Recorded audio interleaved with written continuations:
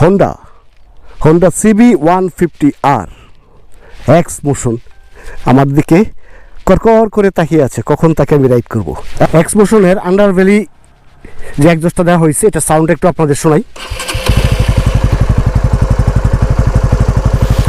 আন্ডারভ্যালি একটা একজস্টে এরকম সাউন্ড হইতে পারে আমার ধারণা ছিল না।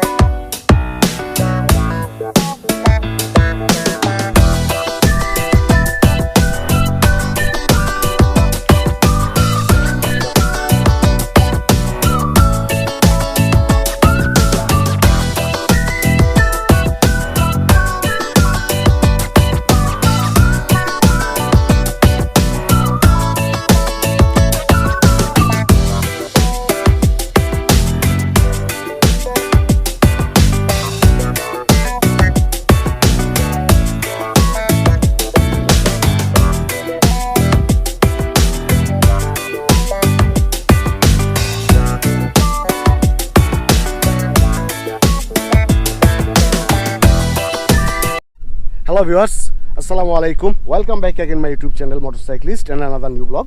আজকে ভিডিওর থাম্বনেল দেখে আপনারা অলরেডি বুঝে গিয়েছেন আজকে আমি কোন ব্যাপারটা নিয়ে আপনাদের সাথে কথা বলবো। আজকের ব্লগের বিষয়বস্তু that's bike Honda CB150R X motion. এই থাইল্যান্ডীয় প্রোডাক্টটার সম্পর্কে আপনাদের সাথে কিছু শেয়ার করব। এবং এই বাইকটা আমার এক ছোটো ভাই, যার নাম আকিব, সে বাইকটা 8,500 কিলোমিটারের মতো রাইড করেছে। তো তার অভিজ্ঞতা 1 মিনিট, তার এই 8,500 কিলোমিটার কী পরিমাণ সন্তুষ্ট, এই ব্যাপারটা নিয়ে আমার ব্লগে আজকে তার একটা 1 মিনিটের সাক্ষাৎকার থাকবে। এবং আমি এই বাইকের যেহেতু স্পেসিফিকেশন সম্পর্কে আপনারা সবাই জানেন, তারপরও আমি হালকা একটু স্পেসিফিকেশন আপনাদের সামনে বলবো। স্পেসিফিকেশন এবং তার কথাবার্তা এগুলি এটার মধ্যে অ্যাড করার পর আমি এই বাইকটা নিয়ে এই এলাকায় রাইড করব, সিটিতে রাইড করব, সব কন্ডিশনে রাইড করে আপনাদের সামনে আমার কিছু অভিজ্ঞতা শেয়ার করব। আপনারা সবাই এক্স মোশনের এই স্পেসিফিকেশন এবং এটা সব কিছু জানেন। তারপর আমি কুইক কিছু কথা বলে নিচ্ছি। CB150R X motion is a new innovation surprise from the Japanese motorcycles manufacturer Honda. It's a wonderful motorcycle that combines a powerful water-cooled engines and cool designs. Although the bike does not sell Honda officially in Bangladesh, it's coming from Thailand directly through importers of the country. This bike is integrated of Thailand for South Asian market. এটাতে powerful 4 valve water কুল engine, যেটাকে fuel injected বলা হয়, use করা হয়েছে। Euro 6 স্ট্যান্ডার্ডের engine maintain করা হয়েছে। আর ABS featured bike with G sensor for better stability, road safety. Newly designed frame and sports swimming arm, excellent looked full digital multifunctional instrumental panel, a lightweight motorcycle which is only 123 kilogram, মানে 123 KG ওজনের একটা bike. কারণ যেহেতু এটা প্রচণ্ড গতিতে দৌড়াইতে পারে, সেই জন্য এটাতে ওয়েট খুব কম দেওয়া হয়েছে। In the year of 2018 the bike has changed slightly as its round headlight and returned, and the addition of new 2 color variants like Ranger Green and Ladakh Brown has added. There is no noticeable change to this bike at the beginning of 2021. Its retail price also remains unchanged in the Bangladesh market. বাইকটাতে 149 সিসির একটা engine use করা হয়েছে, যেটা single cylinder 4 valve liquid কুল fully fuel injected একটা engine CB150R এর এই বাইকটাতে, যা আপনার 20.3 bhp উৎপাদন করতে সক্ষম এবং 13.7 এটার নিউটন মিটার টর্ক। আর এই বাইকে কিন্তু আপনার দুটা ডিস্ক যে ইউজ করা হয়েছে, সেই দুটা ডিস্ক হোন্ডার সিভিআরের জন্য সিস্টেম অন্য ডিস্কগুলি আছে তার চেয়ে একটু বড়। হোন্ডা সিভিআরে সাধারণত সামনেটা 276 বলা হয়, কিন্তু এটাতে করা হয়েছে 296। পেটাল ডিস্ক, আর পেটাল ডিস্ক অবভিয়াসলি ভালো একটা ডিস্ক, আর এভিএস যেহেতু আছেই, পিছনে সে চিরাচরিত 220 ডিস্ক ইউজ করা হয়েছে, সাথে তো এভিএস আছে। আর আরেকটা জিনিস, এটা টায়ার আপনারা দেখেন, যেহেতু জাপানিজ একদম হোন্ডাগুলি একদম নিজেরা তদারকি করে বানাচ্ছে, তাই এটাতে টায়ার দেওয়া হয়েছে একদম অরিজিনালি ডানলপ। আর এটাতে যেহেতু ইউএসডি সাসপেনশন, যদিও আমি বাংলাদেশের রাস্তায় ইউএসডি সাসপেনশনের পক্ষপাতী না, তারপরও এই সাসপেনশনটা চমৎকার, ইউএসডি সাসপেনশন ইউজ করা হয়েছে। আর এর ফিনিশিং এক কথায় অস্থির। এই বাইকের যে কী ফিনিশিং বলবো তা আসলে বলে বোঝানো নাই। আর এটার যে এক্সজস্ট, আন্ডারভ্যালি এক্সজস্ট দেওয়া হয়েছে, আপনারা একটু সাউন্ডটা শোনাই। আন্ডারভ্যালি এক্সজস্টের সেই সাউন্ড। লুকিং গ্লাসগুলি চমৎকার, হ্যান্ডেল পজিশন সুন্দর। আমি রাইড করে হ্যান্ডেল পজিশন আপনাদের সামনে শেয়ার করব। আর ইন্ডিকেটরগুলি সব LED, fully LED, meter console, negative display. আর একটা জিনিস, সেটা হচ্ছে এই বাইকের হেডলাইট। এত চমৎকার একটা হেডলাইট, গোল হেডলাইটের বাইক চালাইতেই একটা অন্যরকম ফিল অনুভব হয়।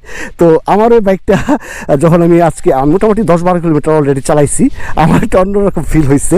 এই বাইকের লুক্রেটিভ একটা লুক, এবং নেকেড বাইক যে এত সুন্দর হইতে পারে তা আমার আগে ধারণায় ছিল না। এক্সমোশন আমার বেশি চালানো হয় নাই, এর আগে হয়তো বা সর্বোচ্চ 1-1.5 কিলো চালাইছি। আর এই বাইকটা আমি 10-12 কিলোমিটার চালালাম। এটা 8,500 কিলোমিটার চালানো একটা বাইক। আমি সাধারণত নতুন বাইক চালাই না, কিনলে যে নতুন বাইক চালাই একটা রিভিউ দিয়ে দিব, এই জাতীয় কাজ আমার ভালো লাগে না। একটা বাইক দীর্ঘদিন ইউজ করার পরে তারপরে বোঝা যায় আসলে বাইকটার কী অবস্থা, বাইকটা কেমন, কি এটা পারফরমেন্স কেমন। আর এই বাইকটা যেহেতু অফিসিয়ালি বাংলাদেশে এখনও হোন্ডা নিয়ে আসে নাই, গ্রে মার্কেট মানে আনঅফিসিয়াল মার্কেট নিয়ে আসছে, তাই এটার ব্যাপারে একটু আমার সন্দেহ ছিল। তো দেখলাম যে না, এখন মোটামুটি পার্টস পাতি সব কিছু অ্যাভেলেবেল। ঘটনা হচ্ছে একটা, যেটা হলো আপনাদেরকে আমি শেয়ার করি। বাইকের মাইলেজ সাধারণত অফিসিয়ালি ক্লেম করা হয় 40, কিন্তু আমি যা দেখলাম বাইকে সাধারণত কেউই 35-এর বেশি মাইলেজ পায় নাই। ম্যাক্সিমাম যারাই ইউজার সবাই দেখলাম বলে যে 35, কেউ 32। এটা মাইলেজ একটা ইস্যু। আর টপ স্পিড অফিসিয়ালি 135 ক্লেম করা হয়, কিন্তু আমাদের বাংলাদেশে এমন বাইক আছে যে এক্সমোশন দিয়ে 150, 52, 53 বিরাট অবস্থায় যায়। আর এটা ফুললি আনটাচ একটা ইঞ্জিন এবং স্টক একটা বাইক, 8,500 ডুয়েল চ্যানেল এভিএসের বাইকটা জোস। CB150R এক্সমোশন, এই বাইকটি আমার যেই ক্লোজ ছোটো ভাই আবেগ আকিব, তো আকিবের কাছ থেকে এখন সে যেহেতু এটা দীর্ঘ 8,500 কিলোমিটার পর্যন্ত রান করেছে, তাই তার কাছ থেকে তার ইউজার কিছু ফিডব্যাক আমরা জানতে চাবো। তো আকিব, কি অবস্থা তোমার? জি ভাই, আসসালামু আলাইকুম। ওয়ালাইকুম আসসালাম। তো মানে তুমি যেহেতু এটা ইউজ করেছো 8,500 কিলোমিটার, তো এই সম্পর্কে অল্প কথা 1 মিনিটে তোমার একটু মনের মানে একটু ফিলিংস তুমি একটু শেয়ার করো দর্শকদের সাথে। অল্প কথায় বলতে গেলে অ্যাকচুয়ালি নেকেড সেগমেন্টের ক্ষেত্রে এই বাইকটা best, one of the best বাংলাদেশের। এটার কন্ট্রোলিং, ব্রেকিং, তারপরে হচ্ছে হ্যান্ডেলিং সব কিছুই বেস্ট। তবে কয়েকটা মানে দুর্বল দিক আছে, তার মধ্যে একটা হচ্ছে এটার গ্রাউন্ড ক্লিয়ারেন্সটা একটু কম। এই একটা জিনিসই আমার কাছে একটু মানে এটা ব্যাড সাইড, আর সবগুলোই পারফেক্ট। আর আরেকটা ঘটনা হচ্ছে, তুমি যে এটা এই দীর্ঘমেয়াদী যে বাইকটা চালাইলা, তোমার কেমন কোনো ধরনের প্রবলেম বা এই জাতীয় কোনো কিছু ফেস করছো যে পার্টস পাতি বা এটা নিয়ে এরকম কিছু যদি একটু বলতা? প্রবলেম বলতে, বাংলাদেশে যখন ফার্স্ট এই সিবি এক্সমোশন বাইকগুলো আসে তখন স্পেয়ার পার্টস একটু প্রবলেম ছিল, কিন্তু যখন এই 2020-19 সালের দিকে যখন ভালো আকারে ই-কমার্স সাইটগুলোর মাধ্যমে বাংলাদেশে এক্সমোশন একটা বড় রকম সেল শুরু হয়, তখন আমাদের বাইকিং কমিউনিটির কিছু ভাই ব্রাদার স্পেশালি ইম্পোর্ট করা শুরু করে বাইকের পার্টস। এখন আর এই প্রবলেমগুলো হয় না, স্পেয়ার পার্টস অ্যাভেলেবেল পাওয়া যায়। যাই হোক, মূলত ঘটনা হচ্ছে যে তুমি ফিদা, তুমি সন্তুষ্ট মোটামুটি এই বাইকটা চালিয়ে। তো অ্যাকচুয়ালি এই বাইক চালিয়ে সন্তুষ্ট না হওয়ার মতো লোক খুব কমই আছে বাংলাদেশে, কারণ এটা একটা জায়ান্ট একটা বাইক নেকেড ভার্সনের মধ্যে বাংলাদেশে। তো ওকে আকিব, থ্যাংক ইউ তোমার বাইকটা আমাকে দেওয়ার জন্য, একটু কষ্ট করে একটু রিভিউ করছি আমরা। আসলে রিভিউ না, পাবলিককে আমাদের ভাই ব্রাদারকে একটু জানানোর জন্য। Thank you. এখন ওকে আমি রাইড করব, রাইড করার পালা। তো লেটস মুভ।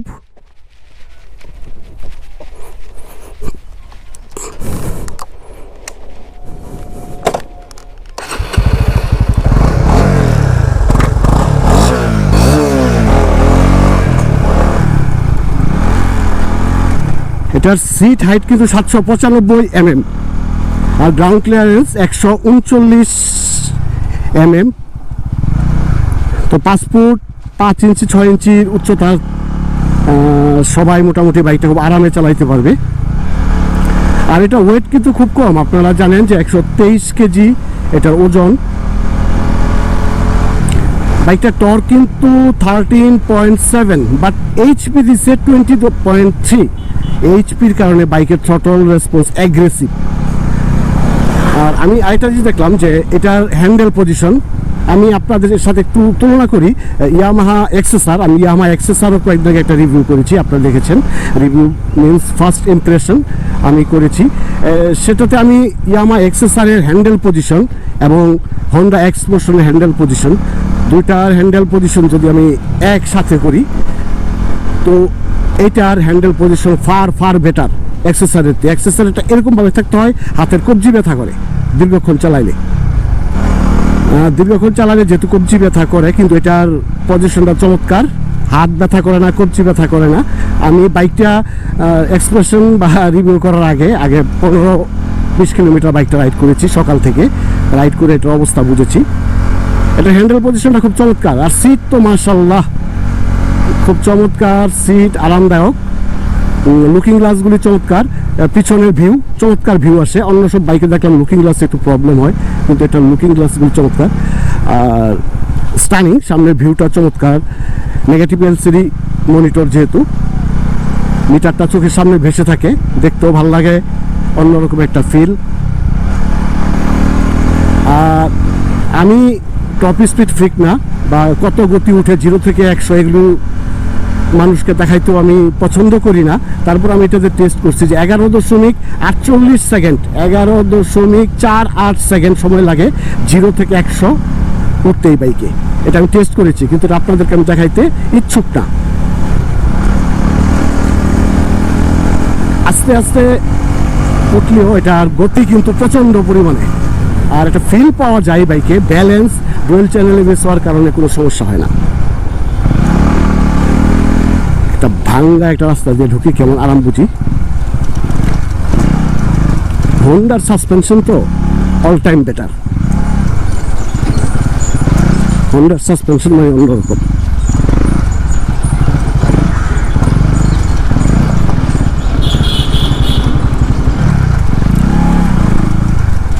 অফরোডে খারাপ ফিনিশ দিবে না অবশ্য। অফরোডে বাইক চালাইতে হলে আপনার পেশি, হাতের এগুলি তাকত লাগবে।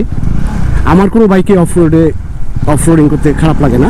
স্পোর্টস বাইক বলেন, নেকেড স্ট্রিট বলেন, যাই বলেন না কেন, আমার কোনো সমস্যা হয় না। আর আরেকটা জিনিস, এটা কিন্তু 2021 এর নতুন একটা মডেল আসছে, যেটা হলো স্ট্রিট রেসার এক্সপ্লোশনের। ওইটাতে এভিএস নাই, কিন্তু বাইকটা দেখতে খুব লুক্রেটিভ। ওই বাইকটা এখনও আমার হাতে পড়ে নাই, বা ওই বাইকটা আমি এখনও চালায়া দেখি নাই।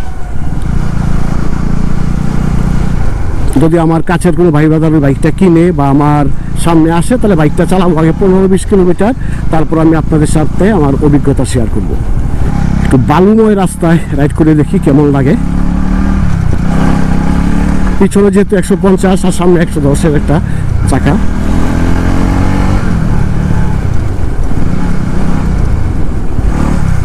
এটা যেহেতু অনেক হয়ে গেছে, টায়ারের অবস্থা তেমন ভালো না, তারপরে ভালো গ্রিপ দেয়।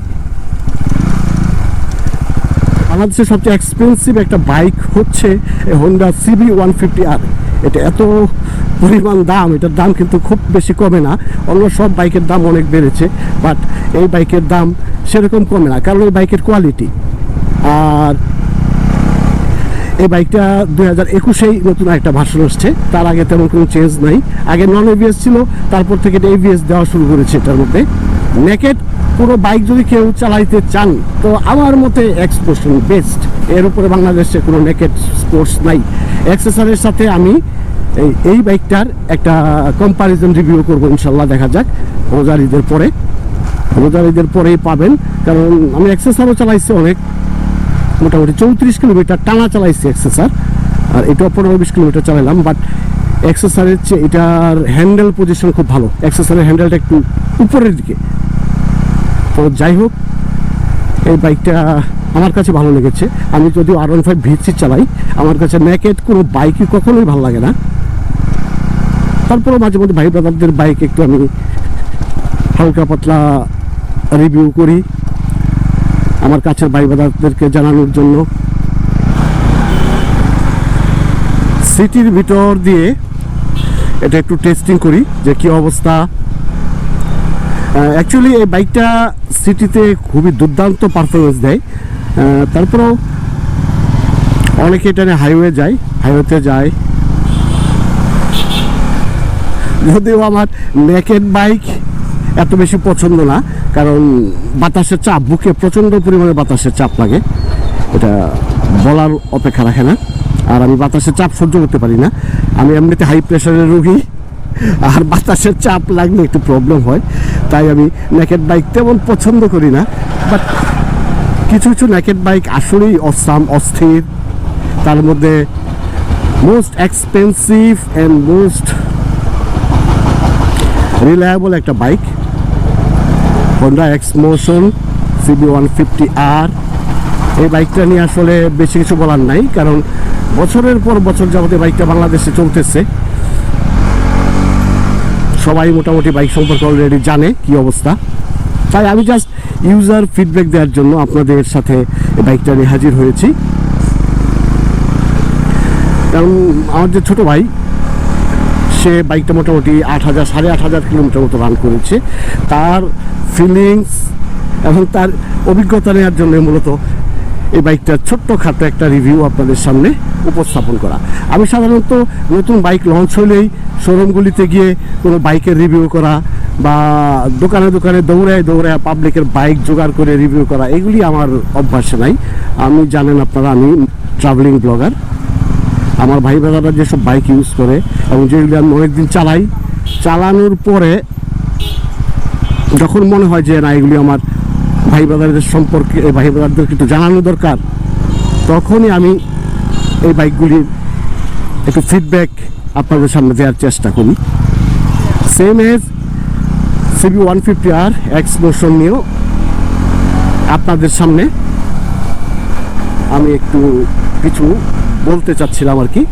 যাই হোক, অনেক কিছু দেখেছেন আমার ব্লগে, এর স্পেসিফিকেশন এবং এর ডিউরেবিলিটি, প্লাস এটা বাংলাদেশে কিভাবে কেমনে কি সব কিছু সম্পর্কে আপনারা জেনেছেন। তো আশা করব বাইকটা সম্পর্কে মোটামুটি একটা ভালো ধারণা পাবেন। যেহেতু আমি প্রফেশনাল কখনো রিভিউ করি না, আমি চেষ্টা করি রিয়েলিস্টিক রিভিউ করতে, যাতে অ্যাজ ইউজুয়াল পাবলিক যাতে বুঝে যে এটা কোনো পেইড বা কোনো কিছু না। হন্ডা কোম্পানি রিভিউ দিলে হন্ডা কোম্পানি আমাকে টাকা দিবে না, আমার রিভিউ দিলে আমার টাকা দিবে না। আমার মন চাই আমি রিভিউ করি, জাস্ট এই আর কি। এনিওয়ে, মোটামুটি অনেকক্ষণ আপনারা ধৈর্য সহকারে আমার ভিডিওটি দেখলেন। তো যাই হোক, আমি যেহেতু প্রফেশনাল কোনো রিভিউ না, ভাই ব্রাদারদের বাইক মাঝে মধ্যে চালাই, মন চাইলে একটু রিভিউ করি। আমি মূলত ট্রাভেল ব্লগার, আপনারা জানেন। তারপর যদি আমার এই বাইকটার সম্পর্কে যে কথাগুলি বললাম ভালো লাগে, তাহলে আমার চ্যানেলটি সাবস্ক্রাইব করবেন এবং লাইক শেয়ার কমেন্ট করতে পারেন। তো যাই হোক, আজকে আকিবকে ধন্যবাদ, কারণ আকিব যদি বাইকটা আমার কাছে না দিত তাহলে হয়তো বা আমি এটা সম্পর্কে আমার ফিডব্যাক দিতে পারতাম না। আপনার ব্লগের মাধ্যমে আপনার সাবস্ক্রাইবাররা একটা অথেন্টিক, ভালো এক্সপেরিয়েন্স, এটাই রিয়েলিস্টিক। আমি চেষ্টা করি আসলে রিয়েলিস্টিক কিছু বলতে। ওকে, থ্যাংক ইউ বাইকটা দেওয়ার জন্য। ওকে, দেখা হবে নতুন কোনো রিভিউ ব্লগ বা ট্রাভেলিং ব্লগে। সেই পর্যন্ত আল্লাহ হাফেজ, আসসালামু আলাইকুম রহমতুল্লাহ।